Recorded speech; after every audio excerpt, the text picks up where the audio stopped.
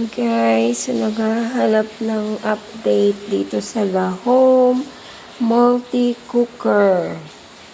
Ayan, kung buhay pa ba siya? Yes.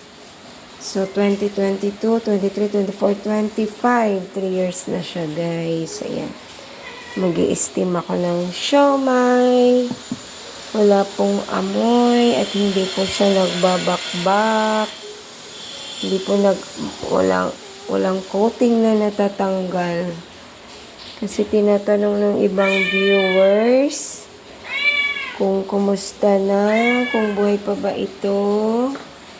Yes, buhay na buhay pa at maayos na maayos pa. So, steam ako dito ng siomai. Maayos na maayos pa siya.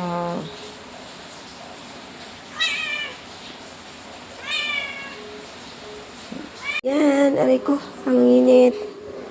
Ayan ang ating siomai. Kukuhanin na natin to. Yan, mag second batch tayo.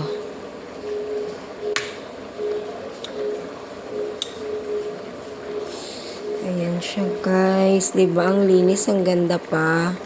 Mukhang new. Yan pa, bagong-bago pa yung ano ko. Aking Lahome.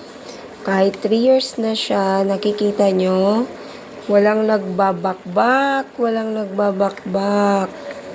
Talagang napakatibay niya. Pati yung ilalim niyan, hindi nagbabakbak yung coating. Kagaya nung sinasabi ng iba na nagbabakbak daw ang coating. Not this one. Hindi ko alam kung ano yung binili niyong brand. But this one, walang nagbabakbak siya guys. Yan. So, nagpagawa kasi kami dito. Gusto nila ng pulutan, kaya mag-steam tayo ng siomai para may pulutan sila. Yan. Ang pulutan nila to guys, sa taas guys. May bagyo ngayon, bagyong Nando. Buti na lang din walang hindi masyadong malakas ang ulan dito at hangin. Sana po safe lahat, no? Especially po doon sa mga may bandang Ilocos at Cagayan Valley. Sila po yung tinamaan ng mata ni Nando.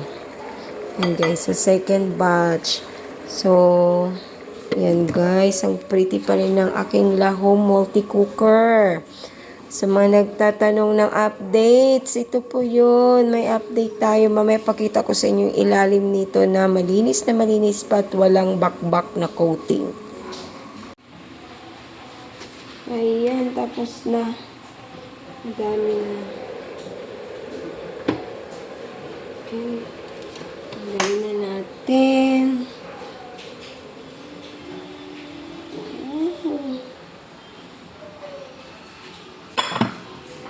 Tingnan nyo guys, oh. Ayan siya, oh. Diba ang beautiful, ang pretty pa din. Walang bakbak yan. Walang coat na nababakbak. Sinasabi nila nababakbak yung coating. Wala. Wala guys. Ayan. At napaka-durable niya. Kaya, dito, nagluluto ako ng rice, nagpa-fry, nagluluto ng puto, gamit ng steamer. Ayan, nakapag-steam na ako ng siomai, 2 batch. Ayan, kasi nga, merienda for this rainy afternoon.